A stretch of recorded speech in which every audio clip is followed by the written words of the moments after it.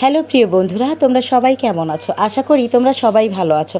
তো আমিও ভালো আছি। তো প্রিয় বন্ধুরা, আজকে যে গল্পটি তোমাদেরকে শোনাবো সেই গল্পটি খুবই মজার হতে চলেছে। চলো দেরি না করে গল্প শুরু করি। তো বন্ধুরা, আজকের গল্পটা যেমন মজার তেমনি একা একাই শুনতে হবে। তো কানের মধ্যে হেডফোন লাগিয়ে নাও আর হাতের আশেপাশে অবশ্যই টিস্যু বা রুমাল রেখে দিও, তোমাদের বেশ কাজে আসবে। তো বন্ধুরা, আমার নাম শামীমা। আমি একজন বিবাহিত মহিলা। আমি আমার স্বামীর সংসারে এসেছি প্রায় 10 বছর হয়ে গেছে। তো বন্ধুরা, আমার কোনো চাওয়া পাওয়া নেই। আমার শ্বশুর শাশুড়ি বলতে আমার শুধু শাশুড়ি মা আছে, সে গ্রামের বাড়িতে থাকে। আর আমি আমার স্বামীর সঙ্গে শহরে বসবাস করি। আমার বাবার বাড়িতে আমার বাবা মা দুজনই আছে, কিন্তু তারা অনেক বৃদ্ধ মানুষ। আমার তেমন একটা গ্রামের বাড়িতে যাওয়া হয় না। স্বামী চাকরিজীবী বলে স্বামীকে রেখে কোথাও যেতে পারি না। তবে আমার স্বামীর চাইতে আমারই আক্ষেপ বেশি যে আজও আমি মা হতে পারলাম না। এই নিয়ে মাঝে মাঝেই স্বামীর সঙ্গে আমার খুব কান্নাকাটি হয়। যাই হোক বন্ধুরা, এখন আমার স্বামী আমার খুশির জন্য যে কাজটা করেছে, সে কাজটা যে পৃথিবীর আসলেই কোনো পুরুষ মানুষ করতে পারে তা আমার কখনোই জানা ছিল না। তো চলো বন্ধুরা, সেই বিষয়েই তোমাদের সঙ্গে আমি শেয়ার করি। তো বন্ধুরা, আমার স্বামী চাকরি করতেন একটা বেসরকারি অফিসে। সে অফিসের বেস্ট ভালো একটা পজিশনে সে চাকরি করতেন। অনেক সম্মান ছিল তার। আমাদের অর্থ আভিজাত্যর কোনো কিছুরই কোনো কমতি ছিল না। শুধু কমতি ছিল একটা বাচ্চার জন্য দেশে বিদেশে অনেক বড় বড় জায়গায় বাচ্চা দেখিয়েছি। কিন্তু আসল সমস্যাটি ছিল আমার স্বামীর। আমার স্বামী তো আর কখনো বাবাই হতে পারবেন না। যেদিন থেকে এই কথাটা জানতে পারলাম সেদিন থেকেই যেন সব কিছুতেই নিরাশ হয়ে গেলাম। তখন থেকে স্বামীকেও আর বললাম না কিছুই। ওর যদি মনটা খারাপ হয়ে যায়, ও যদি নিজেকে ব্যর্থ পুরুষ মানুষ মনে করে, কিন্তু মাঝে মধ্যে নিজের অজান্তেই চোখের কোণে জল চলে আসতো। আর আমার স্বামী সেটা দেখে নিত। সারাদিন যেমন তেমন, রাতে যখন শুতে যেতাম তখন তো কিভাবে যে কি হয়ে যেত ভাবতেই পারতাম না। এই করে করে বেশ কিছুদিন গেল। আমি একদিন আমার স্বামীর সঙ্গে চেক আপে গিয়েছিলাম। হাসপাতালে বসে দেখলাম একটি শিশু বাচ্চাটা কান্না করছিল। আমি কোলে করে নিয়ে তাকে আদর করে থামানোর চেষ্টা করলাম। অন্যদিকে এই দৃশ্য আমার স্বামী চোখে দেখতে থাকলো। আর ওর চোখ দিয়ে আপনা আপনি জল গড়িয়ে নিচের দিকে পড়তে থাকে। তারপরে কিছুক্ষণ নিয়ে থেকে ওই বাচ্চাকে তার প্যারেন্টস নিয়ে চলে গেল। হ্যাঁ, তাতে করে আমার মনটা খুব খারাপ হলো। আমার স্বামী সেটাও লক্ষ্য করলো। আমি ওর দিকে আর চোখে তাকিয়েছিলাম যাতে করে ও বুঝতে না পারে আমার মন খারাপ হয়েছে। কিন্তু ও সত্যি সত্যি বুঝতে পারে আমার মন খারাপ। তারপরে আমার স্বামীর আরিফ নামে একটা বন্ধু ছিল। আরিফের সঙ্গে খুবই ক্লোজ ছিল আমার স্বামী। অনেক দিনের বন্ধু। তো সেই প্রাইমারি লাইফ থেকে তারা একসঙ্গে লেখাপড়া করেছে। হাই স্কুল বলো, তারপরে কলেজ বলো, ইউনিভার্সিটি বলো। তো আরিফ এসেছে আমাদের বাড়িতে বেশ কয়েকদিন থাকবে বলে। যাই হোক, আরিফ আসার পরে আমি ভালো ভালো রান্না করি, খাওয়াই। তো আরিফ 3-4 দিন থাকলো আমার বাড়িতে। তো আরিফ কেন যেন কথার ছলে, তারপরে হাঁটার ছলে, যে কোনো ছলে সবসময় আমার কাছাকাছি থাকার চেষ্টা করতো, কিন্তু আমি পাত্তা দিতাম না। একদিন আমার স্বামী আমায় বলছে, আমি একটু দোকান থেকে আসতেছি, বাজারের মোড়ে যাব। আমি বললাম, আরিফ ভাই আপনি যাবেন না? বললো, আমার শরীরটা তেমন একটা ভালো লাগছে না, আমি যাব না। আমি বললাম, ও তাই নাকি? আপনার ভাই একাই যাচ্ছে, আপনি যান না, ওর সাথে হেঁটে আসেন। আমার জোরপূর্বক বলায় আরিফ যেতে এক প্রকার বাধ্যই হলো। আরিফ যেন যেতেই চাইছিল না, বাড়িটা খালি চাচ্ছিল। তো বন্ধুরা, আমি তো তখন পর্যন্ত কিছুই বুঝতে পারলাম না। তারপর খুব সুন্দরভাবে আরিফ আমার স্বামীর সঙ্গে বাজারে গেল এবং তারা আসার সময় শরবত নিয়ে এসেছে। 3 জনের জন্য 3টা আলাদা আলাদা প্যাকেট ছিল। তো আমারটা আমাকে দেওয়ায় আমি খেয়ে নিই। খেয়ে নেওয়ার পর আমি মোটামুটি কিভাবে যে এরকম গভীর ঘুমে আচ্ছন্ন হয়ে গেলাম জানি না। আমি যখন গভীর ঘুমে ছিলাম, আমার সাথে কি হলো না হলো আমি কিছুই আর বলতে পারবো না। তো এভাবেই আমি না আরিফ আমার বাড়িতে 3 দিনের কথা বলে প্রায় 21 দিন থাকলেন। তারপর হঠাৎ করে একদিন রাতে আমি দেখি আরিফ আমার খুব কাছে। আমি একটা ঝাঁপ দিয়ে উঠলাম। আমার কাছে ছোঁয়াটা একটু অন্যরকম লাগছিল, আমার স্বামীর ছোঁয়া তো এরকম নয়।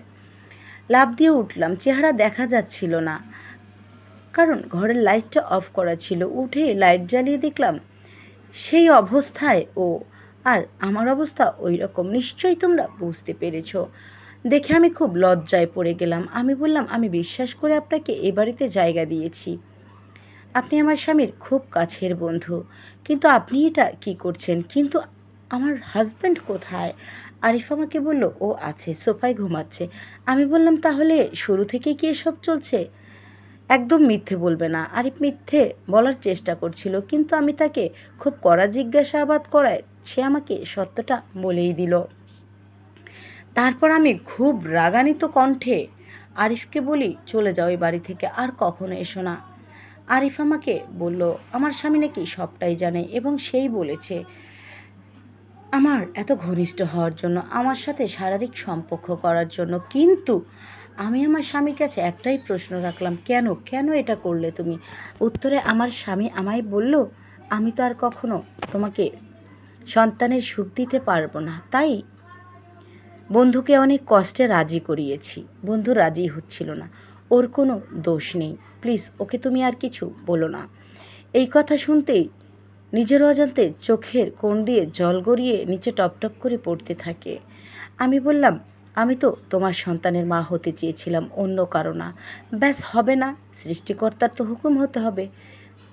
তো এটাই আমার জন্য ঠিক ছিল। আমার তো এরকম কোনো সুখের দরকার নেই যা তোমার বাহিরে হয়। তুমি কি করে আমার সাথে এটা করতে পারলে? লোক জানলে, সমাজ জানলে কি বলবে, একবার কি সেই চিন্তা তোমার মাথায় এসেছে? তখন আমার স্বামী আমায় উত্তরে বললেন, লোক বা সমাজ কি করে জানবে বলো? তুমি না আমি না আরিফ, কাউকে কি ঢোল পিটিয়ে বলতে যাবে? এসব অবান্তর কথা বলো না, আমায় মাফ করে দাও। আমি তোমার সুখের জন্য পাগল হয়ে গিয়েছিলাম। আমার মনে হয়েছিল এটাই হয়তো পৃথিবীর সর্বশ্রেষ্ঠ সুখ, বাবা মা হওয়া। আমি শুধু এতটুকু চেয়েছিলাম, তোমার মুখে হাসি ফোটাতে চেয়েছিলাম। তবে আমি বোধহয় অন্যায় করে ফেলেছি, তুমি আমায় মাফ করে দাও। তো ওই অবস্থায় 3 মাস পরে আমি বুঝতে পারি যে আমি, তারপরে বড় ডাক্তার দেখাই। দেখানোর পর আমরা কনফার্ম হই যে আমি মা হতে চলেছি। আমার স্বামী তো খুশিতে আত্মহারা, অন্যদিকে আমার মনটা খুবই খারাপ। আমার স্বামী তা বুঝতে পারে।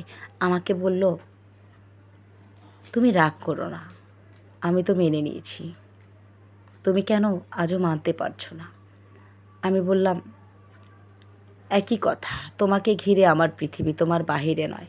আমি তো তোমার ওয়ারিসের মা হতে চেয়েছিলাম, অন্য কারণে। তুমি মোটেও আমার সাথে ঠিক করনি।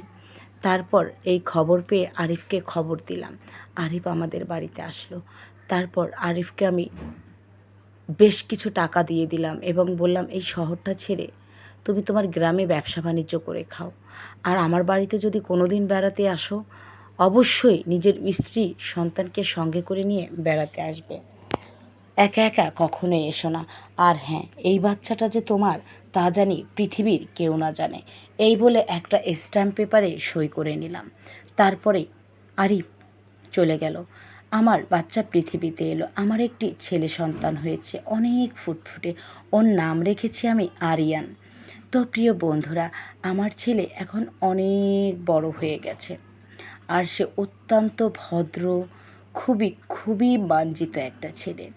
যেমন আদব তেমন কায়দা তেমন চলাফেরা। আর আমার জীবনের সবটুকু সময় আমরা দুজন মিলে ওর পিছনেই ব্যয় করেছি। তো ফাইনালি এখন আমরা সুখে শান্তিতে সংসার করছি। আমার একটা বিষয়ই কষ্ট, যে কোনো স্বামী কী করে এতটা আত্মত্যাগ দিতে পারে একজন স্ত্রীর মুখে হাসি ফোটানোর জন্যে, একজন সন্তানের জন্যে। আদৌ কি পুরুষ এত বড় ত্যাগও দিতে পারে? কিন্তু আমার তো প্রয়োজন ছিল না এমন ত্যাগের। তো প্রিয় বন্ধুরা, গল্পটি তোমাদের কাছে কেমন লাগলো? আশা করি খুবই খুবই ভালো লাগবে। তো আজকের গল্পটা একটু ইমোশনাল গল্প। তো দেখা হবে পরবর্তী নতুন গল্পের সাথে। আজকে বিদায় নিচ্ছি। সবাই ভালো থেকো, সুস্থ থেকো। গল্পটি ভালো লাগলে একটা লাইক করো, একটা কমেন্ট করে যেও। আর কী ধরনের গল্প শুনতে চাও তার জন্য একটা কমেন্ট রেখে যেও। সাবস্ক্রাইব করে পাশে থেকো। Bye bye and take care.